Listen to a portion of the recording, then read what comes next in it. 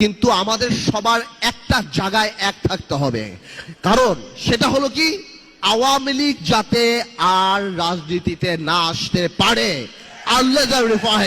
কেন থাকতে হবে আমি সেটাও বলি।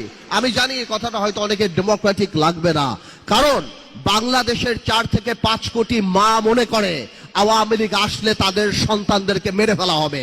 যারা ওই মিছিলে নেমেছিল তারা বিশ্বাস করে যে ভিডিও দেখে বের করে করে কারা মিছিলে গিয়েছে তাদের বের করে খুন করা হবে।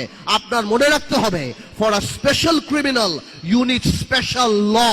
আপনি সাধারণ ল দিয়ে স্পেশাল ক্রিমিনালের বিচার করতে পারবেন না। আওয়ামী লীগ তার মেধায় রাজনীতিতে বিশ্বাস করে না, প্রতিশোধে বিশ্বাস করে। খুব শীঘ্রই আওয়ামী লীগের আওয়াজ নরম হয়ে যাবে, বলবে যারা উপলব্ধি করেছে আসেন আমরা একসাথে কাজ করি, এরা জঙ্গি। ভাইয়ের আমার, এই ট্র্যাপে পড়বেন না। Awami League is not a political party.